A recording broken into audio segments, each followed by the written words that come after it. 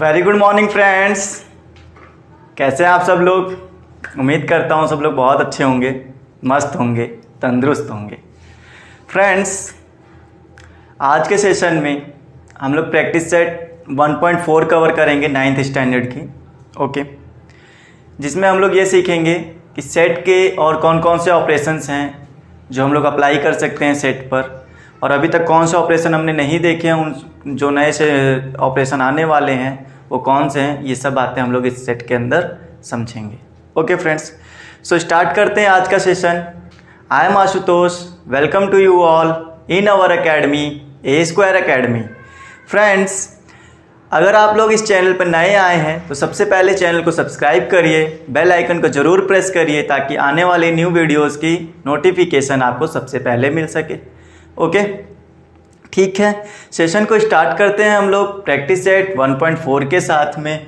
आपको पता ही होगा कि हमारे पास सेट नंबर से मतलब सेट चल रहा था और चैप्टर नंबर 1 था ये। ठीक है, हम लोग प्रैक्टिस सेट 1.1, 1.2 एंड 3 तक कवर करके आ चुके हैं। आज 1.4 कवर करना है। So practice set 1.4। Okay students, कौन सा चैप्टर है ये? बेटा ये चैप्टर है सेट्स। ठीक है, तो आज इस नए सेशन के अंदर हम लोगों को ना नई चीज़ें सीखने को मिलेंगी। आज आप लोग वो चीज़ें सीखोगे जो मतलब एक सिंबल के रूप में ना काफ़ी अजीब लगती हैं देखने में ना। मैंने आपको कहा था कि अगर सेट पढ़ रहे हो आप लोग तो सेट को आप लोग ना ऐसे ये सिंबल आपको यूज करना पड़ता था सेट में। फिर आपको ये सिंबल भी आपको मिला होगा, है ना, ऐसा सिंबल भी आता होगा, ये सिंबल भी आपने पढ़ा होगा, ये भी पढ़ा है। आज आप लोग ना इसके थोड़ा सा एक और अलग सिंबल पढ़ोगे कि ये पढ़ोगे और एक ये पढ़ोगे। ठीक है, आपको ये न्यू सिंबल आपको मिलेंगे, इनकी मीनिंग समझेंगे ये कौन से सिंबल हैं। ठीक है, तो चैप्टर को स्टार्ट करते हैं फर्स्ट टॉपिक के साथ। बुक में आपको दिया गया है ऑपरेशन ऑन सेट्स। आपको सेट के ऊपर ऑपरेशन लगाने हैं। वो कौन से ऑपरेशन है ज़रा वो समझ लो। तो जैसे बात करेंगे हम लोग सबसे पहले इंटरसेक्शन की। बुक में सबसे पहले इंटरसेक्शन ही दिया हुआ है, तो इंटरसेक्शन की बात करेंगे। तो इंटरसेक्शन की मीनिंग होती है कॉमन ले लेना। मतलब अगर ये समझो कि आपके पास ए कोई सेट दिया हुआ है 1 2 3 4 5 6 डैश डैश डैश, इसी तरह से आपको दिया होगा 50 तक। सपोज दैट 50 तक दिया है, ठीक है ना। अच्छा, फिर हम कहेंगे अगर कोई सेट दिया है बी और ये क्या है, इवन नेचुरल नंबर्स हैं 2 4 6 8 डैश डैश डैश, ये भी 50 तक ले सकते हो आप। सो अब बात करेंगे यहाँ पर इंटरसेक्शन की। अगर आपको ए इंटरसेक्शन बी निकालना पड़े, ए इंटरसेक्शन बी, है ना, कैसे बनता है ये? यू को अपोजिट कर दो बस। ए इंटरसेक्शन बी निकालना पड़े तो आप क्या करोगे कि जितने भी एलिमेंट है ना दोनों में कॉमन है उनको रखना है आपको। जैसे देखो ये हो गया ए नहीं, ए का कौन सा एलिमेंट है जो बी में कॉमन है? तो एक में देखो ए और बी में आप मैच कराओ, यहाँ 2 है, यहाँ भी 2 है, मतलब आप 2 कॉमन ले सकते हो, यहाँ 4 कॉमन ले सकते हो, 6 common, 8 common, dash dash dash. इसी तरह आप देखोगे 50 तक कॉमन मिल जाएगा। क्या कहते हो, कॉमन है ना ये सब? अगर ये सब कॉमन है तो यही हमारा क्या बनेगा? ए इंटरसेक्शन बी बनेगा। क्लियर हो गई स्टूडेंट्स इतनी बात? आगे एक और एग्जांपल लें। अगर एक और एग्जांपल लिया जाए, देखो यहाँ पे मैंने लिख दिया, अगर कोई आपके पास एक सेट है सी नाम का। ओके, एक सेट सी है, उसमें आपको लिखा गया है 1 2 3 4 5 6 डैश डैश डैश, इस तरह से दे दिया गया है। ठीक है ना बेटा। फिर उसके बाद मैं यहाँ पे कुछ नंबर एलिमिनेट कर देता हूँ ताकि आपको समझ में आए ठीक से। यहाँ पे चलो मैंने कर दिया 7 फिल कर दिया, यहाँ पे मैंने 9 फिल कर दिया। ठीक है, कुछ नंबर्स मैंने यहाँ पे छोड़ दिए हैं। फिर हम कहते हैं डी के पास कौन से एलिमेंट है, यहाँ 9 तक ही कर लो। ठीक, अगर मैंने कहा डी के पास में आपके पास 3 है, 4 है, 5 है, 8 है, 10 है, इस तरह से आपके पास डी में एलिमेंट आ गए। सो आपको सी इंटरसेक्शन डी अगर निकालने की बात आ जाए, सी इंटरसेक्शन डी ये, ठीक है, तो आप क्या करोगे? आप कहोगे सर कॉमन पार्ट ले लीजिए। कॉमन कौन कौन से होगा? क्या 1 है, यहाँ 1 नहीं है, यहाँ 3 नहीं है, यहाँ भी 3 नहीं है। ठीक है, तो कॉमन कौन सा मिलेगा? 4 4 कॉमन हो गया, 5 5 कॉमन हो गया। क्या और कोई कॉमन हुआ बेटा? और कोई नहीं हुआ ना, इसीलिए मैंने यहाँ पे कुछ पार्ट छोड़ दिए थे ताकि यहाँ पे देखो, यहाँ पे तो सब कुछ मिल गया था। आप कह सकते थे कि सर ये तो बी वाला सेट ही प्रिपेयर हो गया, है ना। तो हर बार ऐसा नहीं होता कि एक सेट ही प्रिपेयर हो जाएगा। ये चीज़ यहाँ पर इससे समझ में आ जाती है कि सी इंटरसेक्शन डी से हम लोग क्या समझ रहे हैं। बताओ यहाँ तक क्लियर हुआ?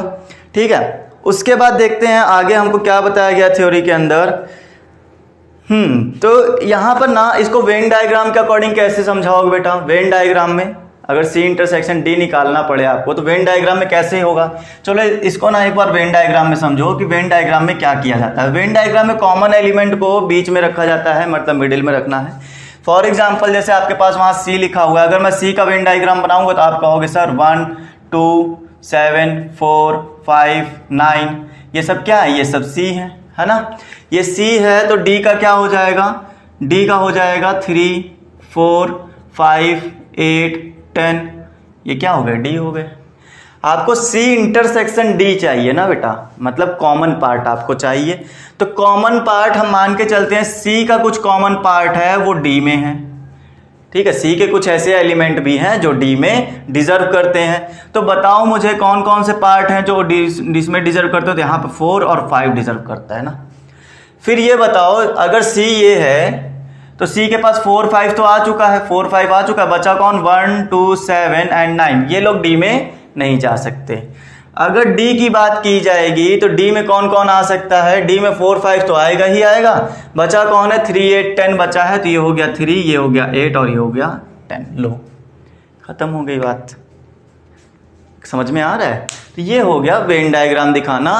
ये किसका वेन डायग्राम हुआ? ये हुआ सी इंटरसेक्शन डी बी का, सॉरी डी का हो गया ना। ये हो गया डी का इंटरसेक्शन। बताओ क्लियर हुई यहाँ तक बातें? ठीक है। तो हमने वेन डायग्राम में भी देख लिया कैसे करना है। अच्छा यहाँ पे कुछ चीज़ें रिमेंबर पॉइंट दी गई हैं, उनको जरूर याद कर लेना, ठीक है। ये काम आएंगे आपके। तो क्या क्या दिया हुआ उसको 1 बाय 1 हम समझाते हैं। चलो देखो वहाँ पे क्या क्या दिया है बुक के अंदर।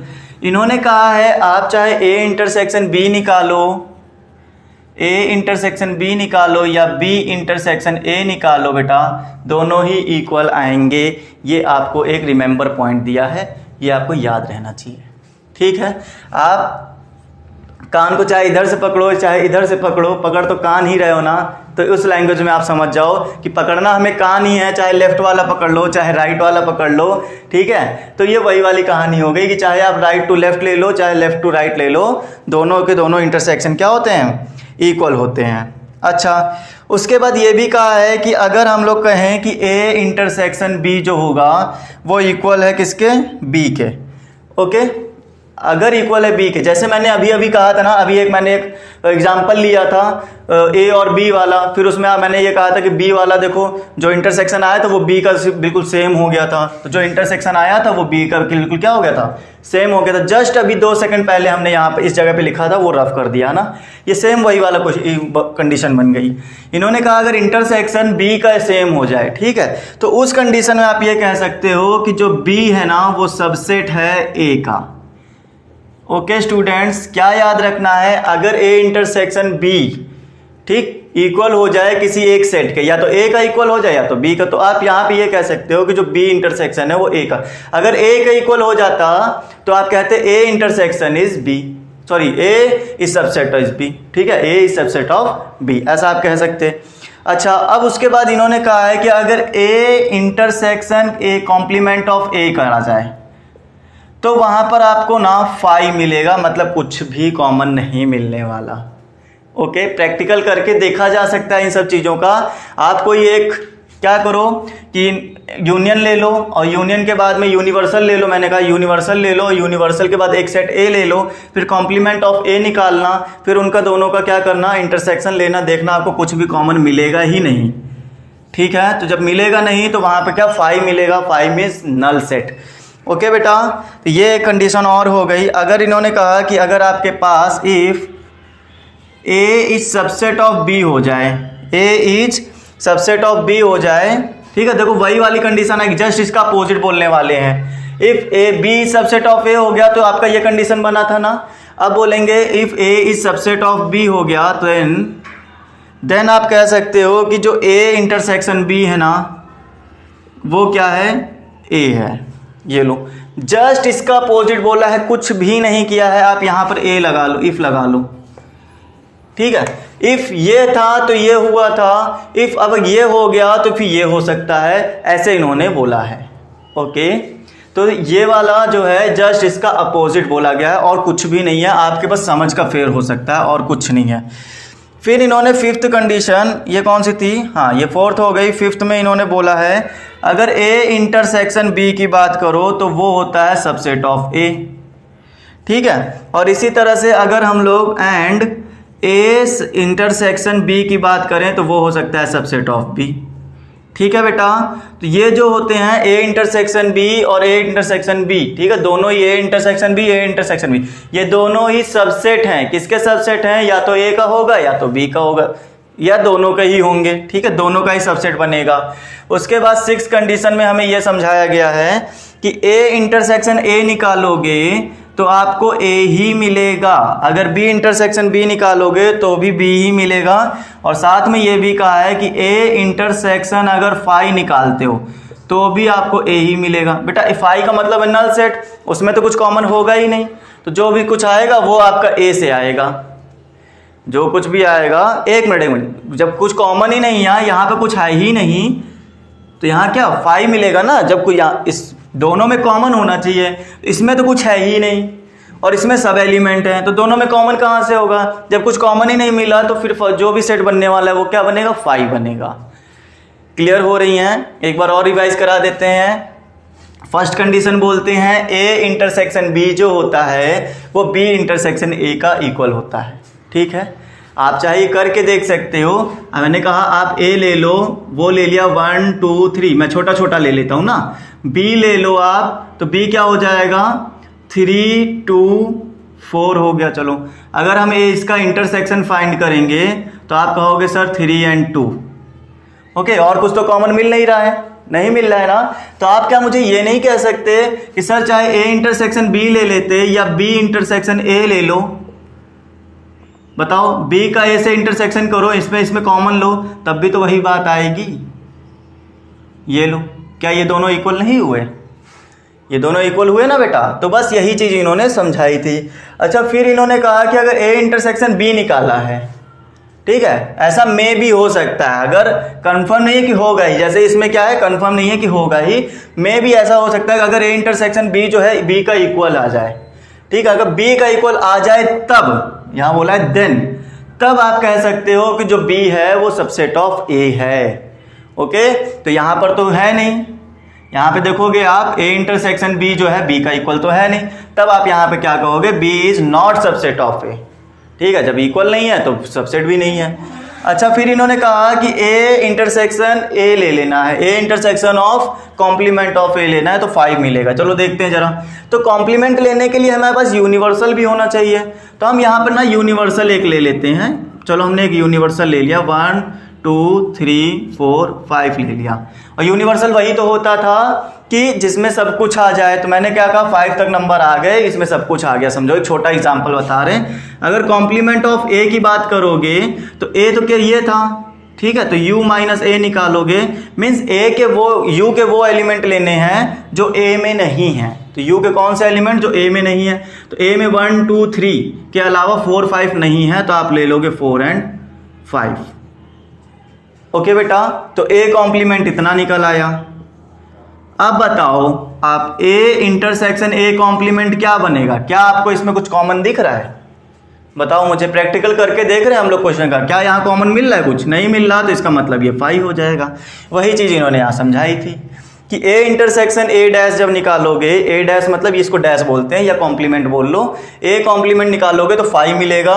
और फिर इन्होंने वही वाला इसको रिपीट कर दिया, तो इसको आप लोग फिर से वही सी लैंग्वेज में पढ़ लेना। ये फिफ्थ वाले में क्या बोला, A intersection B subset of A होता है और A intersection B subset of B होता है। जरा चेक करो क्या है, क्या सबसेट का मतलब क्या होता है, जितने भी एलिमेंट उसमें है वो सब के सब उसमें मिलने चाहिए ना, जैसे कि ये जो है ये इसका सबसेट है, तो देखो क्या इसके एलिमेंट सब के सब इसमें मिल रहे हैं, 3 और 2 इसके एलिमेंट है ना, तो देखो हाँ सब के सब मिल रहे हैं, है ना, 3 भी मिल रहा है 2 भी मिल रहा है, 1 तो उसका अपना एलिमेंट है, उससे मतलब नहीं है। तो ये हो गई बात। अच्छा इसको जब बी के साथ चेक करो, क्या सब एलिमेंट इसमें बी में मिल रहा है? हाँ मिल रहा है। इसका मतलब ये हुआ कि ए इंटरसेक्शन बी जो होगा वो सबसेट ऑफ बी भी हो सकता है, सबसेट ऑफ ए भी हो सकता है। और फिर इन्होंने कहा कि ए का इंटरसेक्शन ए से ही निकालना है, ए ये है और इसी में से इंटरसेक्शन निकालोगे तो बेटा आपको ए ही मिलेगा। और कॉमन जब दोनों में से कॉमन, आपका खुद का कॉमन खुद ही तो होगे कि आपको कोई दूसरा पार्ट आके लग जाएगा आपकी बॉडी में? बताओ मुझे। हाँ खुद का कॉमन आप खुद से निकाल लो तो आप खुद ही तो बनकर तैयार होगे ना। तो वही चीज़ इन्होंने यहाँ कह दी। फिर इन्होंने कहा ए इंटरसेक्शन अगर किसी फाई सेट का निकालो।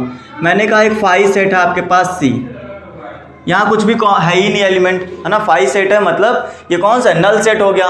नल सेट में जब आप कॉमन लेने चलोगे तो क्या कुछ कॉमन मिल रहा है? यहाँ तो सब कुछ है, यहाँ कुछ नहीं है, तो जब कुछ कॉमन ही नहीं मिल रहा तो आपको फाई ही मिलेगा, खाली सेट मिलेगा ये वाला। ये लो सारी कंडीशंस हमने बाय प्रैक्टिकल भी समझ लिया। तो इस तरह से आपको पूरा करके रखना है, समझ के चलना है, ठीक है। आप अपने हाथ से समझ सकते हो इन सब कंडीशन को, कुछ भी हार्ड नहीं है इनमें। ओके स्टूडेंट्स, अब चलेंगे आगे। हमारे पास आगे कौन कौन सी चीज़ें दी गई हैं जरा उसको समझते हैं। डिसजॉइंट सेट क्या होता है वो बताओ मुझे। डिसजॉइंट सेट वो सेट जो ज्वाइंट ना हो सके, है ना, वो सेट जो ज्वाइंट ना हो सके वो डिसजॉइंट हो गया। फॉर एग्जाम्पल अभी मैंने आपको कुछ एक ऐसा एग्जाम्पल पढ़ाया था, क्या, वेन डायग्राम में, ऐसा वाला जस्ट अभी कुछ सेकंड पहले पढ़ाया था ना। तो देखो ये ज्वाइंट हो गए थे, यहाँ से ये ज्वाइंट हो गए थे सर्कल, ये सेट और ये सेट आपस में ज्वाइंट हो गए, बल्कि एक दूसरे के अंदर घुस गए थे, इतना ज़्यादा ज्वाइंट हो गए थे, है ना, वो एक दूसरे के साथ ही में चिपक के बैठ गए, ऐसे ज्वाइंट हो गए। तो डिसज्वाइंट का मतलब है ज्वाइंट ना हो पाए। और ज्वाइंट कब नहीं होगा? जब इनके बीच में ये कॉमन पार्ट नहीं होगा। समझे बात को? ज्वाइंट तब नहीं होगा जब कॉमन पार्ट नहीं होगा। इसका मतलब ये हुआ कि अगर ए के पास में कोई एलिमेंट है और बी के पास में कुछ एलिमेंट हैं और उनमें से जब कुछ भी कॉमन ना मिले, जब कॉमन नहीं मिलेगा तो आपको अलग अलग बनाना पड़ेगा। 1 2 3 ये वाला ए हो गया, ये बी हो गया, 4 5 6। क्या आप इसको जोड़ सकते हो? जोड़ सकते हो क्या? नहीं जोड़ सकते ना। तो इसलिए ये क्या है? डिसज्वाइंट सेट है, इनको जोड़ा नहीं जा सकता, तो ये डिसज्वाइंट हो गए।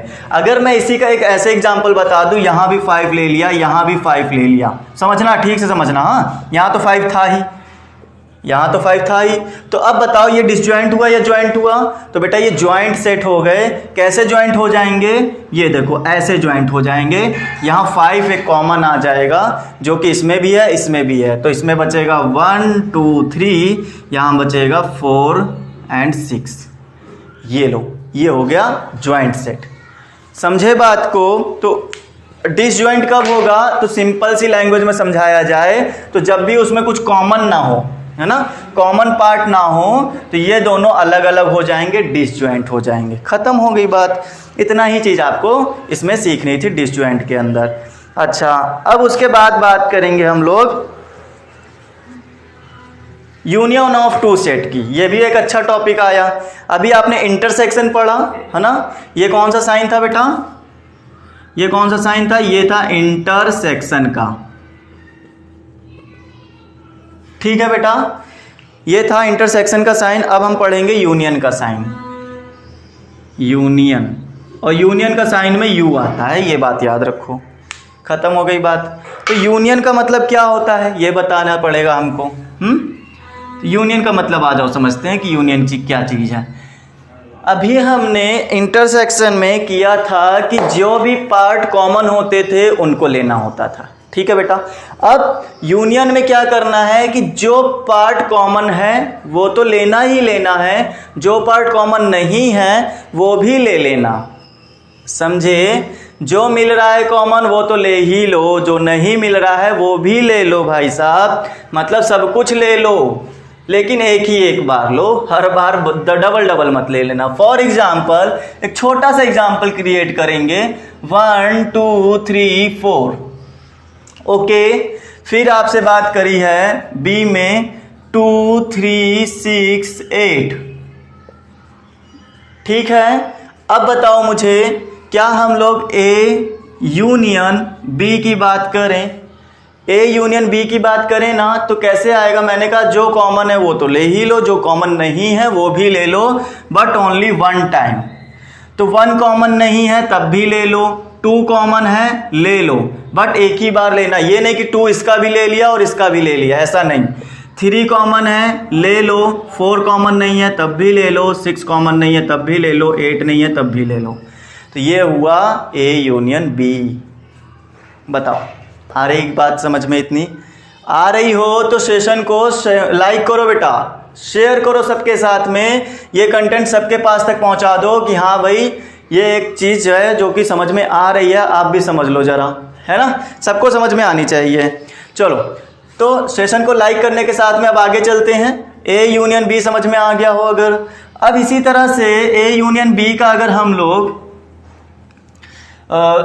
जो ऑपरेशन अभी आपने इंटरसेक्शन में पढ़े थे वो अगर समझे जाए तो कैसे समझोगे, जरा उसकी बात करते हैं। अभी बोला था ना कि जैसे ए यूनियन बी है तो वो सबसेट होगा बी का, है ना? ए इंटरसेक्शन बी के ऊपर बात की थी। अच्छा चलो, यूनियन की बात के लिए इस ऑपरेशन पढ़ने से पहले हम लोगों को बुक में एक वेन डायग्राम दिया गया, वेन डायग्राम समझाया जाए कैसे होता है ना। हमने कहा था अभी आपके पास कि ए एक सेट था, वो था 1 2 3 4 ऐसा कुछ सेट लिया था। फिर हमने कहा बी जो है वो भी एक सेट है 2 3 4 6 8। फिर हमने कहा ए यूनियन बी आपको बनाना है तो आप कहोगे सर जो कॉमन है वो भी ले लो, जो नहीं है वो भी ले लो। क्या ये सही बना है? 1 2 3 4 6 8, तो 2 3 4 तो कॉमन हो गए, 1 6 8 कॉमन नहीं थे तब भी ले लिया। अच्छा, इसका वेन डायग्राम कैसे बनाएंगे जरा उसको समझो। तो वेन डायग्राम बनाने के लिए बेटा पहले तो आप क्या करो, ए और बी का, है ना, एक जॉइंट सेट बना लो, मतलब एक कॉमन सेट बना लो। जैसे ए में है 1 और 2 3 और 4 तो कॉमन निकल गया ना, तो सिर्फ 1 मिल गया। फिर यहाँ पर आप देखोगे 6 और 8 मिल जाएगा। ठीक है, एक मिनट रुकना, 1 यहाँ पर था, 2 3 4 6 8, हाँ बिल्कुल सही चल रहा है। इसके पास में कौन कौन आ गया? 6 8 2 3 4 आ गया, 6 8 2 3 4 आ गया, और इनके पास 1 2 3 4 1 2 3 4 बिल्कुल सही चल रहा है। ठीक है, अब ये यहाँ पर ना यूनियन बनाना है आपको। तो यूनियन के लिए ना ये तो ए हो गया, ये तो बी हो गया, आप इसको क्या करो एक यूनियन में बंद कर दो, ये हो गया आपका यूनियन। बताओ बेटा कोई बात यहाँ पे है ऐसी जो ना समझ में आ रही हो? ऐसा कुछ भी हो जो ना समझ में आ रहा हो तो उसको आप डिस्कस कर सकते हो हमारे साथ में। तो ये हो गया आपका पूरा का पूरा यूनियन, मतलब जिसके अंदर सब कुछ आ जाए, है ना। कॉमन पार्ट भी आ गया, कॉमन पार्ट देखो दोनों के बीच में कॉमन है, वो भी हमने दिखा दिया। यूनियन का एक बॉक्स लगा के हमने ये कहा कि सब के सब किस में आता है, ए यूनियन बी में आता है, तो ये हमने यहाँ पर बना दिया है। अच्छा, अब चलेंगे आगे हम लोग। एक मिनट देना मुझे ज़रा, ये हो गया।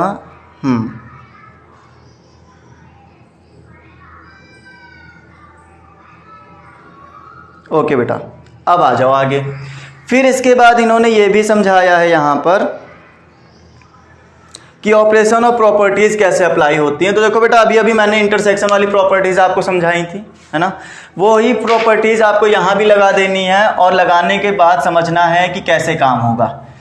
ठीक है, तो वो जो चीज़ें मैंने इंटरसेक्शन के लिए बताई थी, अगर वो दिमाग में है आपके ना, वो चीज़ें अगर दिमाग में है तो यहाँ समझने में कुछ भी प्रॉब्लम नहीं होगी।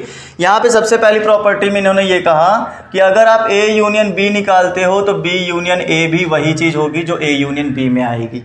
ठीक है, फिर इन्होंने ये कहा कि ए इंटरसेक्शन जो ए सबसेट जो होगा बी किसका, ए यूनियन बी का, एंड बी जो होगा वो सबसेट होगा, हाँ बी जो होगा वो सबसेट होगा ए यूनियन बी का। ये लो खत्म हो गई बात।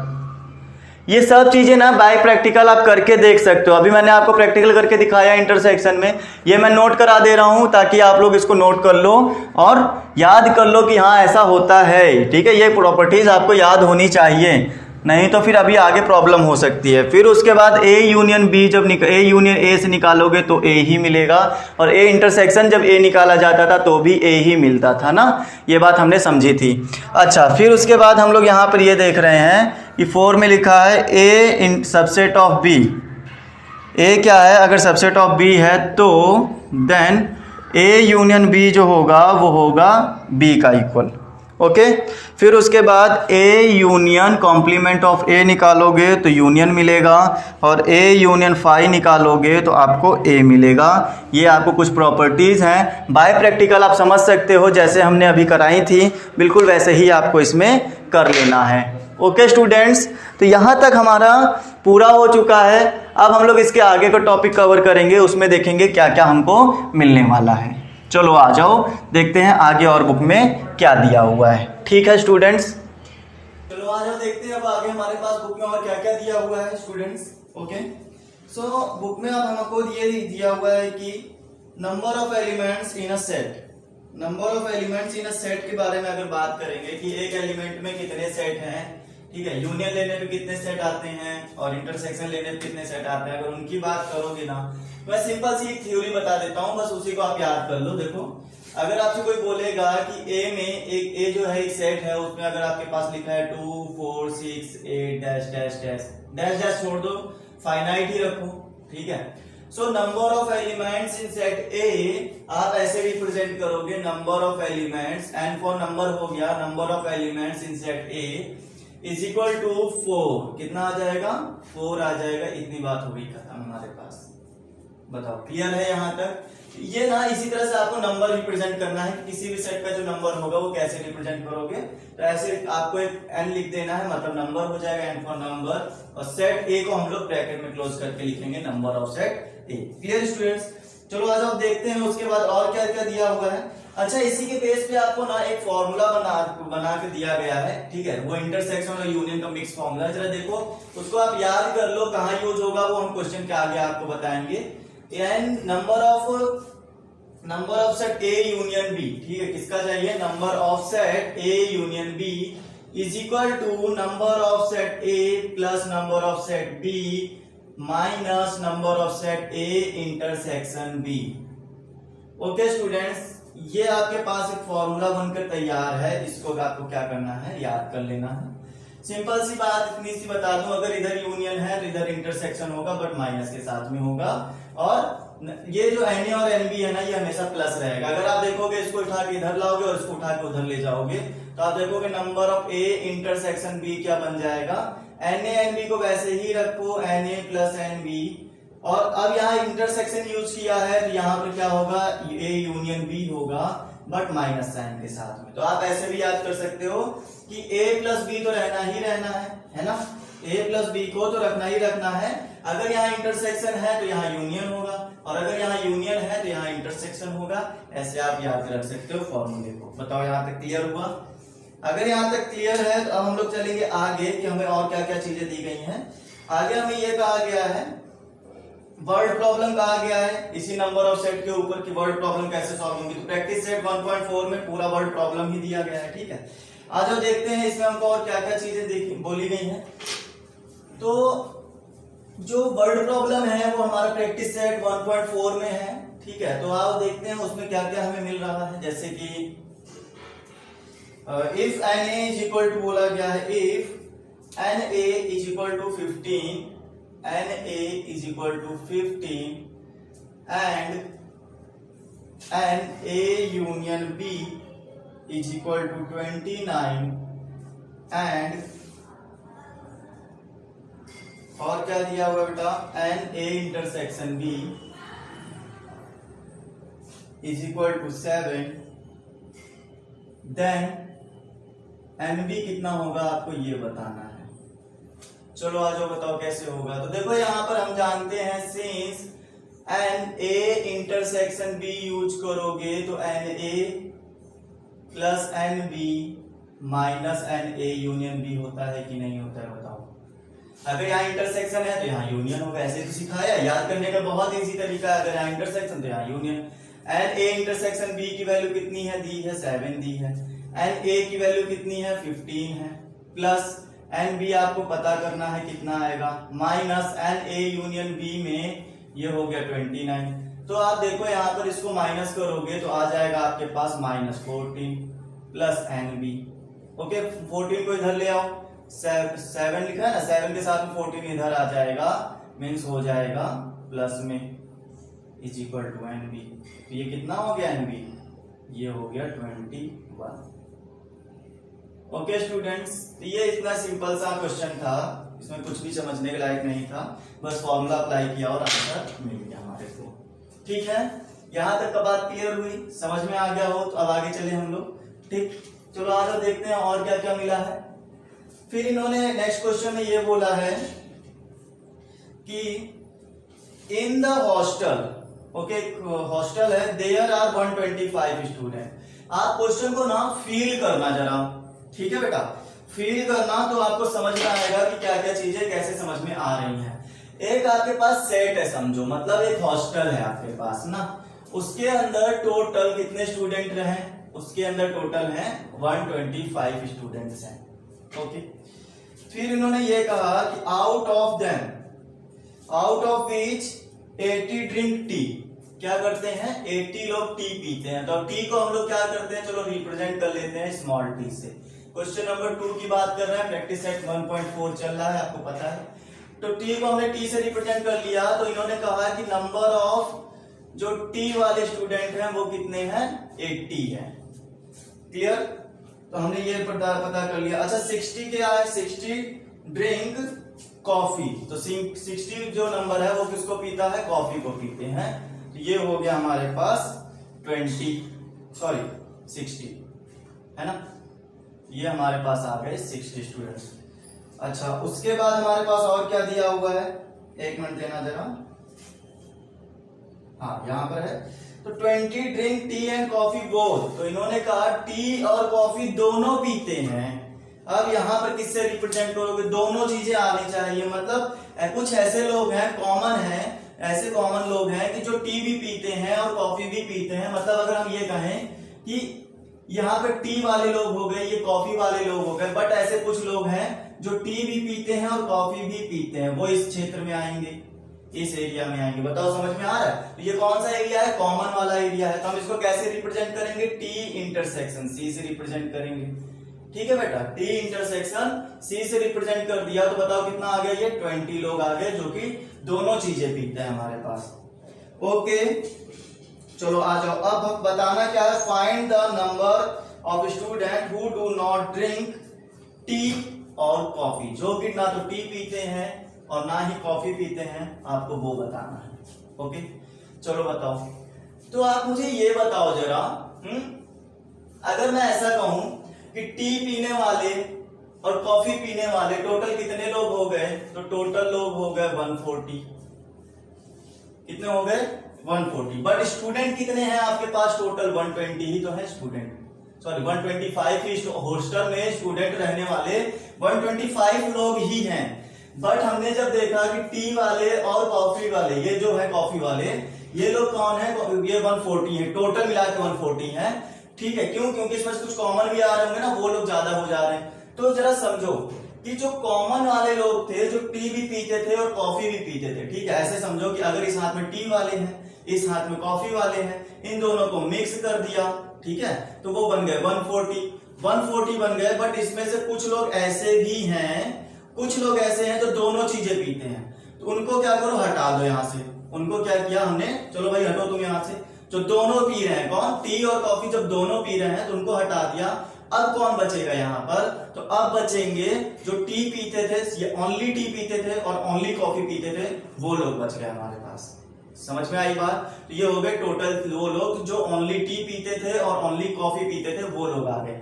जरा समझो कैसे किया हमने, किया ये कि हमने पहले एंटी को जोड़ दिया, मतलब जो टी पीते थे उनको लेकर आए, फिर जो कॉफी पीते थे उनको लेकर आए, दोनों को हमने ऐड कर दिया, है ना, दोनों को क्या कर दिया, ऐड कर दिया।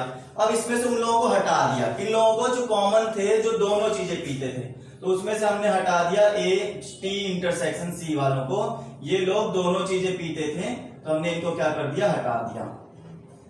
तो आपको अभी थ्योरी समझ आई, ये कॉमन वाले थे जो कि पीते थे, तो इनको हटा दिया। ठीक है, अब बचेगा कौन, अब बचेंगे वो लोग जो टी भी पीते हैं और कॉफी भी पीते हैं। तो आप जरा ये समझो, टी को भी लेना है और कॉफी के वाले एलिमेंट भी लेने हैं, टी वाले एलिमेंट भी लेने हैं और कॉफी वाले भी लेने हैं। तो क्या होता था, वो यूनियन वाला केस लगता था क्या, यूनियन वाला ही तो केस लगता था जब हमको सब कुछ ले लेना होता था, टी भी ले लो कॉफी भी ले लो, है ना, टी भी ले लिया कॉफी भी ले लिया, तो वो कौन सा केस आता था, यूनियन का केस आता था। अच्छा अब बताओ जरा, ये हो गया एनटी, एनटी कितना आ गया हमारे पास 80 आ गया, उसके बाद एनसी 60 आ जाएगा ऐड होके -20, तो टोटल स्टूडेंट कितने हो गए 140 हो गए थे, बट उसमें से हमने उनको माइनस कर दिया कौन, जो दोनों चीजें पीते हैं, तो दोनों चीजों पीने वालों को माइनस कर दिया तो बच गया 120 स्टूडेंट। ये वो स्टूडेंट आए हैं जो या तो टी पीते होंगे, ठीक है, ये दोनों नहीं पीते हैं, इसमें वो लोग नहीं है जो दोनों पीते हों, या तो इसमें से वो स्टूडेंट होंगे जो या तो टी पी रहे होंगे और या तो कॉफी पी रहे होंगे, है ना। जो दोनों पीते थे उनको तो हटा दिया, उनको तो माइनस कर दिया हमने कि चलो तुम यहां से निकल लो, तो इसमें सिर्फ वो स्टूडेंट शामिल है जो या तो टी पीते होंगे और या तो सिर्फ और सिर्फ कॉफी पीते होंगे, तो 120 स्टूडेंट हैं। बट हमारे पास टोटल स्टूडेंट कितने थे, टोटल स्टूडेंट थे हमारे पास 125, ओके। तो 125 में जरा देखो कि 120 लोग ऐसे हैं जो या तो टी पी रहे हैं या कॉफी पी रहे हैं, मतलब 5 स्टूडेंट हैं जो ना तो कॉफी पी रहे होंगे और ना ही टी पी रहे होंगे, समझे स्टूडेंट्स। ये कौन से लोग थे, ये वो लोग थे जो कि या तो टी पीते थे या तो कॉफी पीते थे, तो टोटल स्टूडेंट 125 थे, तो 120 लोग या तो टी पी रहे हैं या तो कॉफी पी रहे हैं, बचे जो 5 लोग होंगे वो कुछ नहीं पी रहे हैं, इसका मतलब तो हमारे वो लोग कौन आ जाएंगे, number of student who did not drink tea और कॉफी। तो कितना आ जाएगा बेटा, किसको किसको समझ में आया, तो आ जाएगा 125 माइनस 120 मीन्स 5 स्टूडेंट ऐसे हैं जो कुछ भी नहीं पी रहे हैं। तो इन क्वेश्चंस को ऐसे ही करना है, ऐसे ही समझना है, आपको बहुत ज्यादा पावर की जरूरत पड़ेगी, सोचने की पावर की जरूरत पड़ेगी कि कैसे किया है इसको, है ना। तो कुछ भी हार्ड नहीं था, एक बार सोचो बैठकर, जो मैंने समझाया है उसको सोचो और सोचने के बाद बताओ कि हाँ सर इजी हुआ कि नहीं हुआ, ठीक है, इतनी बात समझ में आ गई। नेक्स्ट क्वेश्चन के ऊपर डिस्कस कर लिया जाए। नेक्स्ट क्वेश्चन में इन्होंने कहा है हमसे, इन्होंने ये कहा कि in a competitive exam 50 students passed in English, ठीक है, 50 स्टूडेंट क्या हुए, इंग्लिश में पास हो गए। चलो अभी इन्होंने ये नहीं कहा कि टोटल स्टूडेंट कितने थे, हमें नहीं पता कि टोटल स्टूडेंट कितने थे, पहले इन्होंने 125 बता दिया कि हाँ टोटल स्टूडेंट आपके पास 125 थे, बट हमें नहीं पता अब यहाँ पर कि टोटल स्टूडेंट कितने हैं। ओके स्टूडेंट्स, अब इन्होंने सिर्फ इतना कहा कि जो इंग्लिश में पास हुए हैं वो है 50 स्टूडेंट, मान लेते हैं इंग्लिश वाले सब्जेक्ट को हम ई से रिप्रेजेंट करते हैं, तो लेट इंग्लिश के लिए हमने क्या सिंबल यूज कर लिया, ई यूज कर लिया, और उसके बाद कौन सा सब्जेक्ट दिया है, इंग्लिश हो गया, उसके बाद दिया है हमारे पास मैथमेटिक्स, तो हमने कहा मैथमेटिक्स के लिए हम लोग एम यूज कर लेते हैं। तो बताओ number of student in English subject में कितना दिया है इन्होंने, 50 स्टूडेंट, ये नंबर ऑफ इंग्लिश वाले जो होंगे वो 50 स्टूडेंट पास हुए हैं। 60 स्टूडेंट्स पास इन मैथ, तो नंबर ऑफ मैथमेटिक्स 60 स्टूडेंट्स। अच्छा फिर वही बात आ जाएगी 40 स्टूडेंट पास इन बोथ, दोनों में पास हो गए, तो दोनों में पास हो गए तो मतलब कॉमन हुए तो हम उसको कैसे लिखते थे, n E intersection M, E intersection M is equal to 40 student, है ना, 40 स्टूडेंट हमारे पास आ गए हैं, बट हम इससे ये नहीं बता सकते कि टोटल कितने स्टूडेंट थे हमारे पास। नन ऑफ देम फेल कोई भी नहीं हुआ, ये बात समझ लो कि फेल कोई भी नहीं हुआ है। Find the number of student who passed at least one of them, very good answer.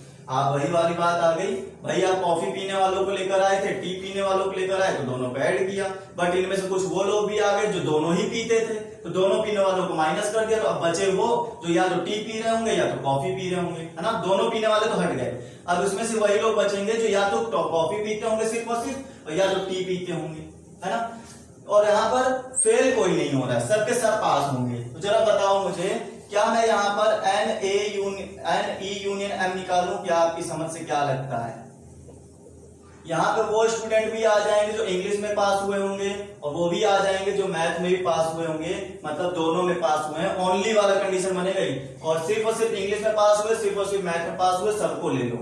तो सबको 1 बाई 1 ले लो, लेकिन उन स्टूडेंट को हटा दो जो स्टूडेंट दोनों में पास हुए हैं, क्योंकि वो तो डबल कर देंगे ना फिर मैटर को। इससे अच्छा है उनको हटा दो। जैसे आपके पास इंग्लिश में इतने बच्चे पास हुए, ठीक है, फिर मैथ में इतने बच्चे पास हो गए, दोनों को आपने ऐड कर दिया, ठीक है। तो ये समझो जरा, इसमें इंग्लिश में कुछ ऐसे बच्चे थे जो मैथ में भी थे और इस मैथ में कुछ ऐसे बच्चे थे जो इंग्लिश में भी थे। तो दोनों को जब ऐड करेंगे तो वो बच्चे भी आ जाएंगे जो इन दोनों में पास हुए हैं, मैथ वाले में और इंग्लिश वाले में, दोनों में पास हुए हैं। अब आप क्या करो, कॉमन वाले जो है उनको हटा के किनारे कर दो। कॉमन वाले बच्चों को हटा के किनारे कर दिया तो बचेगा सिर्फ और सिर्फ वो स्टूडेंट जो या तो इंग्लिश में पास हुए होंगे या तो मैथ में पास हुए होंगे।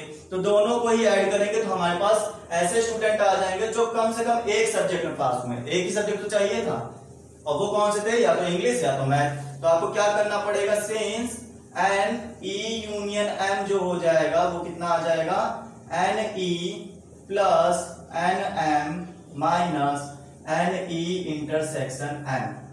तो बताओ मुझे यहाँ पर एन ई की वैल्यू कितनी हो गई 50, ये कितना हो गया 60 माइनस 40, तो कितना आ जाएगा बेटा, ये हमारे पास आ गया टोटल 110 माइनस 40 मीन्स 70 आंसर आ गया। ऐसे 70 स्टूडेंट हैं जो या तो इंग्लिश में पास हो रहे हैं और या तो मैथ में, मीन्स एटलीस्ट वन सब्जेक्ट में तो पास हो ही रहे हैं। ऐसे स्टूडेंट कितने हैं हमारे पास, 70 हैं। बताओ किसी को कोई प्रॉब्लम आई यहाँ तक? कोई भी प्रॉब्लम है तो मुझे आप लोग कमेंट में करके बता सकते हो कि हाँ सर यहाँ पे कोई प्रॉब्लम है कि नहीं है। ठीक है स्टूडेंट्स, चलो अब आगे चल सकते हैं हम लोग। ओके, एक मिनट देना मुझे जरा।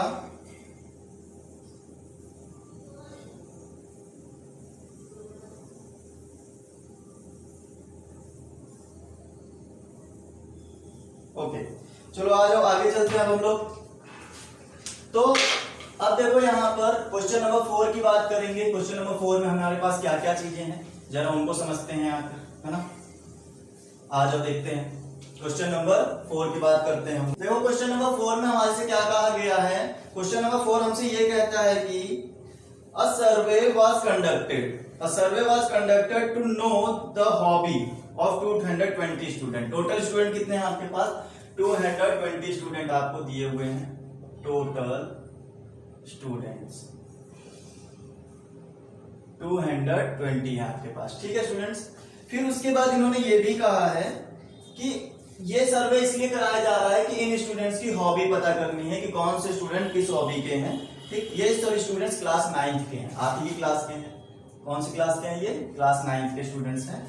Out of which 130 students informed about their hobby as rock climbing. तो रॉक क्लाइंबिंग को हम लोग आर से डिनोट कर लेते हैं। चलो तो यहाँ पे कहा number of rock climbing students, वो है 130 स्टूडेंट ऐसे हैं जो कि क्या करते हैं, रॉक क्लाइंबिंग में इंटरेस्ट रखते हैं।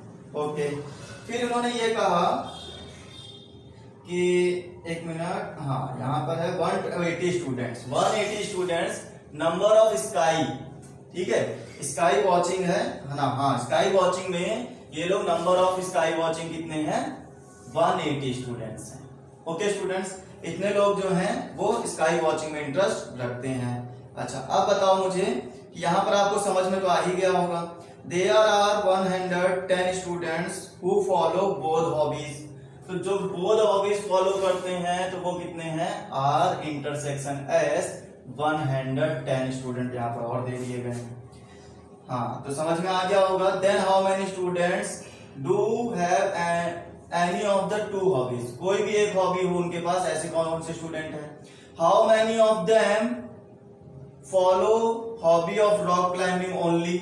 ऐसे कितने स्टूडेंट हैं जो सिर्फ और सिर्फ रॉक क्लाइंबिंग जाते हैं, स्काई वॉचिंग में नहीं जाते हैं।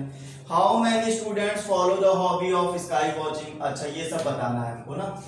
चलो तो सबसे पहले तो ये बताएंगे कि उसमें से कितने स्टूडेंट हैं, ठीक है, जो कि हमारे दोनों के लिए काम करते हैं। जैसे कि इन्होंने फर्स्ट क्वेश्चन में क्या कहा था, हमसे कहा है कि the how many student do not have any of the 2 hobbies. दोनों हॉबीज में से कोई भी हॉबी नहीं है, ऐसे कितने स्टूडेंट हैं।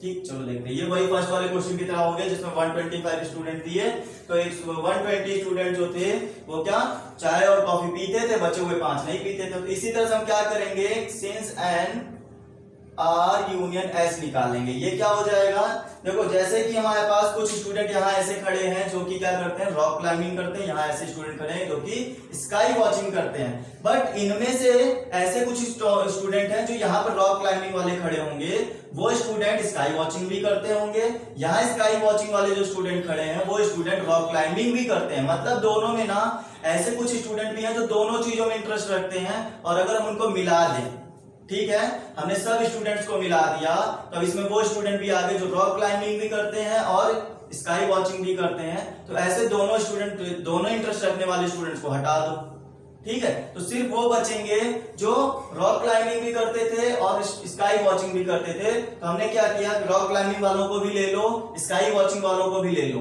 ठीक है, दोनों ले लो, दोनों ले लो, और जो दोनों चीज करते हैं उनको भी ले लो। जैसे कि यहाँ पर हमने क्या, एन आर वालों को भी ले लो, एन एस वालों को भी ले लो, और क्या करना है, यहां से फॉर्मूला कहता था कि एन आर इंटरसेक्शन एस को माइनस कर दिया जाता था, क्योंकि वो जो दोनों चीजों में इंटरेस्ट है उनको हटा दो। तो आपके पास सिर्फ वो स्टूडेंट आएंगे जो रॉक क्लाइंबिंग भी करते हैं और स्काई वॉचिंग भी करते हैं, बस वही बचेंगे आपके पास, ठीक। तो देखो यहाँ हो गया 130 student, 180 student minus 110 students, total हो गया 310 माइनस 110, तो टोटल आ गया 200 स्टूडेंट ऐसे रहेंगे जो कि रॉक क्लाइंबिंग भी करते थे और स्काई वॉचिंग भी करते थे। दोनों में एक ही एक है, यहाँ पर क्वालिटीज एक ही है। यहाँ पे वो लोग नहीं है जो दोनों चीज करते हैं, ठीक है। तो यहाँ पे सिर्फ वो स्टूडेंट हैं जो या तो वॉच क्लाइंबिंग कर रहे होंगे या फिर हमारे पास स्काई वॉचिंग कर रहे होंगे। अच्छा, हमारे पास टोटल स्टूडेंट थे 220 थे, बट हमने देखा कि 200 स्टूडेंट ही तो ऐसे हैं जो या तो स्काई वॉचिंग कर रहे हैं या तो रॉक क्लाइंबिंग कर रहे हैं। तो बचे हुए जो 20 का डिफरेंस आ रहा है, मतलब वो लोग कुछ भी नहीं कर रहे हैं। तो इसका मतलब ये हुआ कि the students who did not show any interest in hobby is equal to 220 minus 200 means total 20 students ऐसे हैं जो कि कोई भी इंटरेस्ट नहीं दिखा रहा है अपनी हॉबी में कि नहीं मुझे कोई भी एक हॉबी पसंद है या नहीं है, ठीक है स्टूडेंट्स, ये बात हो गई। अच्छा, अब यहाँ पर एक और बात कही है कि ऐसे स्टूडेंट कौन है जो सिर्फ और सिर्फ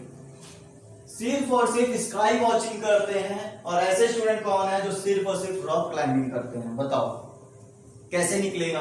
आप मुझे ये बताओ इस वाले में आपके पास एक पॉकेट है जिसमें आपके पास रेड वाले भी भरे हैं और येलो वाले बॉल भी भरे हैं, ठीक है। अगर मैं कहूं सिर्फ और सिर्फ बताओ रेड वाले कितने, तो आप कहोगे सर येलो वाले हटा दीजिए, है ना। अगर मैं कहूंगा येलो वाले कितने, तो आप कहेंगे सर रेड वाला हटा दीजिए, येलो वाला मिल जाएगा। तो ये बात समझ में आई कि नहीं आई कुछ? इस तरह से आपको समझ में आ जाना चाहिए कि आपके पास वो दोनों स्टूडेंट आ जाएं जो दोनों में इंटरेस्ट रखते थे ना, दोनों चीजें आ जाएं तो दोनों में इंटरेस्ट रखते थे। जैसे कि दोनों में इंटरेस्ट कितने स्टूडेंट रखते थे, 110 स्टूडेंट ऐसे थे जो दोनों चीजों में इंटरेस्ट रखते थे। बट इनमें से उन स्टूडेंट को हटा दो जो रॉक क्लाइंबिंग वाले थे, जो रॉक क्लाइंबिंग में इंटरेस्ट रखते थे उनको हटा दिया, तो बचे कौन से, जो स्काई वॉचिंग वाले होते थे। तो सिर्फ ये लोग वो हैं जो सिर्फ और सिर्फ स्काई वॉचिंग करते थे, ठीक है। तो हम कहेंगे number of only sky watching, यहां पे लिख देना स्काई वॉचिंग ओनली, सिर्फ और सिर्फ स्काई वॉचिंग करते हैं। तो ठीक है, इसमें से क्या करेंगे, हम कॉमन वाले पार्ट में से उन लोगों को हटा देंगे जो रॉकिंग के लिए जाते थे। तो नंबर ऑफ रॉकिंग माइनस क्या करेंगे, दोनों वाले चीजों में से हटा देंगे। मतलब जो रॉक के लिए जाते थे उसमें से उन लोगों को हटा दो जो स्काई वॉचिंग के लिए जा रहे हैं, रॉक क्लाइंबिंग के लिए। तो हमने क्या किया, रॉक क्लाइंबिंग वालों को इसमें से हटा दिया, दोनों लोगों में से रॉक क्लाइंबिंग वालों को माइनस कर दिया। तो कितना आंसर आ जाएगा, 130 माइनस हमारे पास ये था 110। तो टोटल कितने 20 स्टूडेंट ऐसे हैं जो सिर्फ और सिर्फ स्काई वॉचिंग के लिए हैं, सिर्फ और सिर्फ स्काई वॉचिंग के लिए हैं। इनमें वो स्टूडेंट नहीं है जो कि रॉक क्लाइंबिंग के लिए जाते हो। अगर इसी तरह से रॉक क्लाइंबिंग वाला निकालना हो तो आपको क्या करना चाहिए, स्काई वॉचिंग वालों को माइनस कर देना चाहिए दोनों में से। ठीक है, दोनों में से माइनस कर दो तो 180 स्टूडेंट ऐसे थे जो स्काई वॉचिंग जाते थे और दोनों की जगह पे कौन जाते थे 110। तो टोटल कितने स्टूडेंट आ जाते हैं 70 स्टूडेंट ऐसे होते हैं जो सिर्फ और सिर्फ रॉक क्लाइंबिंग के लिए जाते हैं। इनमें ऐसे वो स्टूडेंट नहीं है जो स्काई वॉचिंग के लिए जाते हैं। बताओ, ठीक है, यहां तक समझ में आ गया? क्लियर है स्टूडेंट्स, है ना? तो ये जो प्रैक्टिस सेट 1.4 था ये काफी लॉजिकली और ट्रिकी भी था। आई होप आपको ये क्वेश्चन समझने पड़ेंगे। ठीक है, अगर ये क्वेश्चन समझ में आ जाए तो बहुत अच्छी बात है। उसके बाद हमारे पास एक और क्वेश्चन है, क्वेश्चन नंबर 5।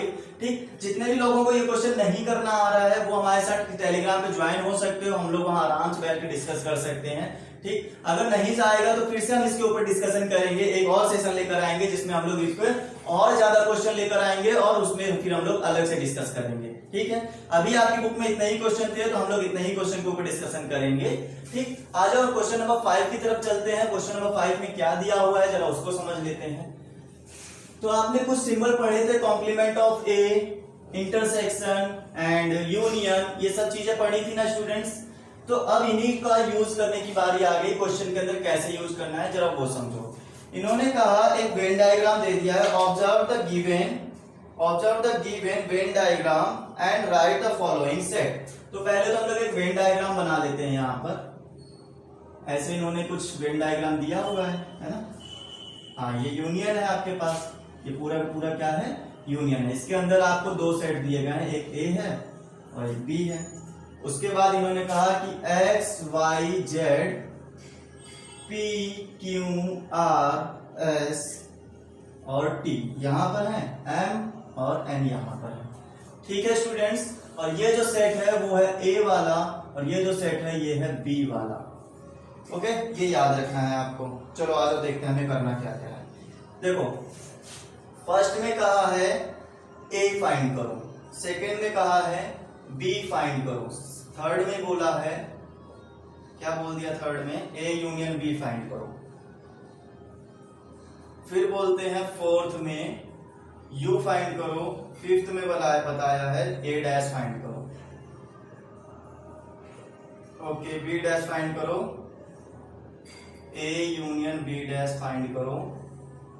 बस खत्म, इतनी चीजें आपको बतानी है। करें स्टूडेंट्स? हाँ, इतने क्वेश्चन आपके पास दिए गए हैं। ये हो गया 6th क्वेश्चन, ये हो गया 7th क्वेश्चन। तो बताओ कैसे किया जाएगा? सिंपल सी बातें हैं, आप लोग जो करके आए हो वो करो। ए क्या होता है, ये जो ए लिखा है ना इधर लिख लो, ए ये क्या है, X Y Z M N. M और एन भी तो है इसके अंदर, कॉमन पार्ट है, भले ही वो बी के साथ भी रहेगा, एन के साथ, ए के साथ भी रहेगा।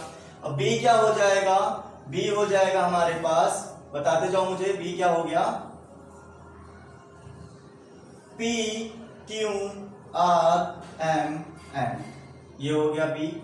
उसके बाद ए यूनियन बी क्या आएगा बताओ, ए यूनियन बी। तो मतलब ए के सारे एलिमेंट ले लो, बी के भी सारे एलिमेंट ले लो, जो कॉमन है वो भी ले लो, X Y Z M N P Q R. Okay students, union क्या चीज है, यूनियन मतलब सब कुछ ले लेना, कुछ भी छोड़ना नहीं। ए के पार्ट भी ले लो, बी के पार्ट भी ले लो और जो नहीं है वो भी ले लो, बाहर जो लिखे वो भी ले लो, एस और टी भी ले लो। एस और टी भी तो यूनियन में ही है पूरा, है ना? ये सब हो गया, P Q R M N X Y Z S T, ये सब क्या आ गए आपका यूनियन बन गया। ए डैश क्या होता था बेटा, ए डैश होता था you minus A, means you के वो एलिमेंट लेने हैं जो ए में नहीं है। ठीक है, ए में नहीं है, जरा समझो, एस ए में नहीं है, टी ए में नहीं है, पी ए में नहीं है, क्यू ए में नहीं है। वहां या तो वहां से देख लो या तो यहां से देख लो, ये रहा यू, ये रहा ए। तो यू के वो एलिमेंट उठा लो जो ए में नहीं है। तो ए में क्या, पी नहीं है, क्यू नहीं है, आर भी नहीं है, एस भी नहीं है, टी भी नहीं है, लेकिन एम और एन एक्स वाई जेड ये सब ए में है तो इसलिए हम इसको नहीं लेंगे, यहां पर हमारा सेट हो गया क्लोज। इसी तरह से बी डैश फाइंड करो, बी डैश क्या आ जाएगा, बी डैश आ जाएगा u माइनस बी, मतलब u के वो एलिमेंट उठाने हैं जो b में ना हो। तो जरा देख के बताओ b में कौन कौन से नहीं है, तो x नहीं है, y नहीं है, z नहीं है, s नहीं है, t नहीं है, खत्म हो गई बात। ओके स्टूडेंट्स, ये सेट बन गए। अब यहां पर a यूनियन b डैश निकालना है, a यूनियन b डैश, तो इसको क्या करेंगे u minus a union b, तो u के वो एलिमेंट लेने हैं जो a यूनियन b में ना हो, तो a यूनियन b कहां है, ये रहा, तो u के वो एलिमेंट ले लो जो a यूनियन b में नहीं है। तो x y z m n p q r सब कुछ तो है a यूनियन b में, लेकिन s और t नहीं है, u का s और t नहीं है, वही पार्ट आप ले पाओगे और कुछ नहीं ले पाओगे। क्यों? क्योंकि बाकी सब चीजें उसमें हैं। चलो सेशन में मजा आई आपको मेरे साथ सेशन में, आई होप आपको पूरी मजा आई होगी, क्वेश्चन आपको समझ में आए होंगे। अगर आपको क्वेश्चन समझ में आए हैं, ये कंटेंट आपके लिए पूरी तरह से हेल्पफुल है अगर, तो सेशन को एक बार जरूर लाइक करना और अपने दोस्तों के साथ में शेयर करना, ठीक है। जितने भी लोग नए आए हो सब लोग सब्सक्राइब कर लो चैनल को, ताकि आगे वाला जो पोर्शन है हम लोग जब कवर करेंगे तो उसका नोटिफिकेशन आपको मिल जाए।